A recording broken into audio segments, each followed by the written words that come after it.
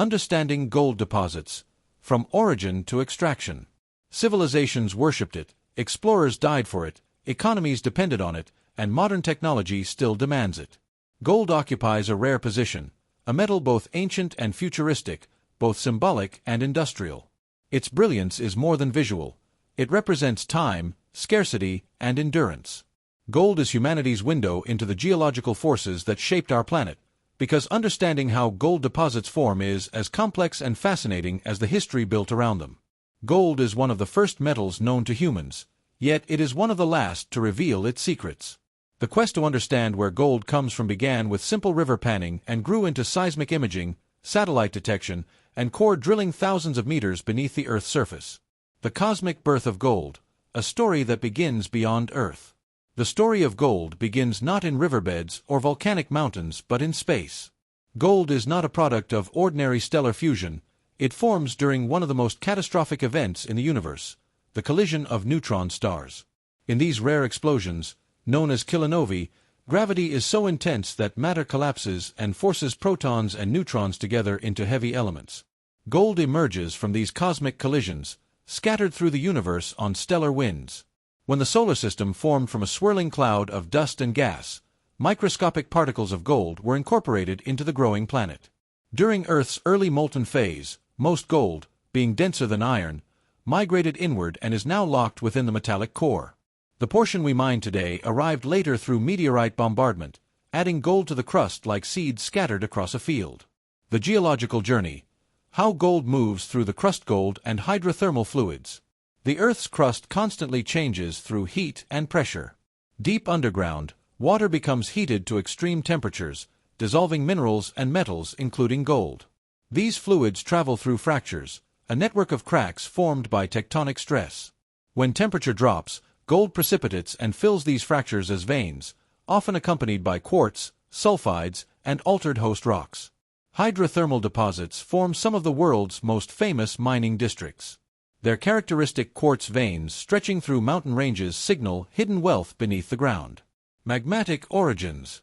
Where volcanoes rise, magma once flowed. As molten rock cools, it releases gases and mineral-rich fluids. In some cases, gold crystallizes directly from these fluids, forming deposits around ancient volcanic conduits. Magmatic gold is commonly associated with porphyry copper systems, giant deposits that provide much of the world's copper and a significant portion of its gold. Some volcanic chains still hold unexplored potential, buried beneath ash, lava flows, and jungles. Metamorphism and gold remobilization. As continents collide, mountains rise, and old rocks are squeezed, heated, and transformed through metamorphism. During this process, mineral structures break, reform, and release fluids. Gold, once trapped in scattered grains, becomes mobile again and reconcentrates along fault zones. Metamorphic deposits often contain extremely pure gold. These were the backbone of historic mining rushes in California, South Africa, and Western Australia. Primary gold deposits. Gold where it formed. Primary deposits are those where gold remains near its source. They can be classified into lode or vein deposits, fractures filled with gold-bearing minerals. Disseminated deposits, microscopic gold scattered through large rock volumes. Porphyry-associated deposits, linked with subduction-related magmatism. Skarn deposits, accumulated from the interaction between magma and limestone. Extracting gold from primary deposits requires drilling, blasting, crushing, and chemical processing. The gold is trapped within the rock and must be liberated. Secondary gold deposits, nature's natural concentration system. Time, erosion, and gravity create secondary deposits, also known as placer deposits. Mountains crumble. Rivers carve through landscapes. Gold, resistant to weathering, survives and travels. Because it is dense, it settles where water slows. Inside river bends. At the base of waterfalls. In natural traps like cracks and boulders. In ancient river channels now buried under sediments. Placer gold fueled the legendary rushes, California, Klondike, Otago, where fortunes were made with a shovel and a pan. These deposits remain active today and are still explored by artisanal miners worldwide. How geologists locate gold. The search for gold is a scientific investigation, combining multiple tools and disciplines. Geological mapping. Understanding rock types, structures, and fault lines helps locate favorable environments for mineralization. Regions with ancient volcanic arcs, metamorphic belts, or cratonic shields often host gold. Geochemical sampling. Soils, stream sediments, vegetation, and rocks are analyzed for trace elements that accompany gold. Arsenic, antimony, lead, and mercury often act as pathfinders. Geophysics. Gold is rarely detected directly, but the rocks surrounding it can be. Magnetic surveys identify intrusions and faults. Electrical resistivity highlights fluid-altered zones. Gravity surveys detect density contrasts. Remote sensing. Satellites detect mineral alteration from space.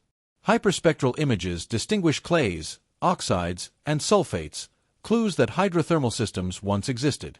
Drilling. The final and most expensive stage. Drill cores reveal the hidden architecture of the deposit and its grade, the amount of gold per ton of rock. Extraction, turning ore into gold. The process varies depending on grade and deposit type, but generally follows these steps. 1. Mining. Performed through open pit or underground operations. Open pits target large, shallow deposits, while underground methods follow narrow veins deep into the earth. 2. Crushing and milling. Rock is reduced to powder. Liberation of gold requires breaking mineral bonds that held for millions of years. 3. Gravity concentration. Dense gold is separated from lighter minerals, especially useful for placer ores. 4. Flotation. Bubbles attract fine particles of gold-bearing minerals, collecting them at the surface. 5. Cyanidation. Gold dissolves in cyanide solution, then is recovered by binding with zinc or activated carbon. 6. Smelting and refining. Impurities are removed through extreme heat, producing bars of nearly pure gold. From scattered atoms in ancient magma to refined bars in modern vaults, extraction represents the final chapter of gold's geological journey. Gold in the modern world. Though often associated with jewelry and wealth, gold serves critical functions. Electronics. Its conductivity resists corrosion. Medicine, used in cancer therapy and diagnostics. Aerospace, gold coatings reflect radiation and protect equipment. Finance, central banks store it as secure global value. Gold outlasts currencies, empires, and markets. It symbolizes stability in a fluctuating world.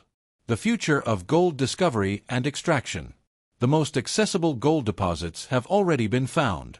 Future supply may depend on deeper mining beneath complex geology, improved recycling technology, deep-sea mineral extraction, potential asteroid mining.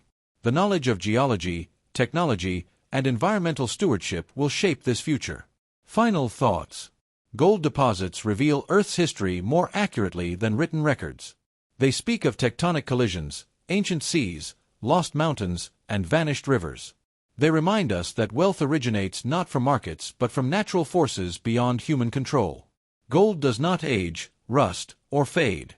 It endures, just as the story of its formation endures through billions of years, waiting to be discovered, understood, and appreciated.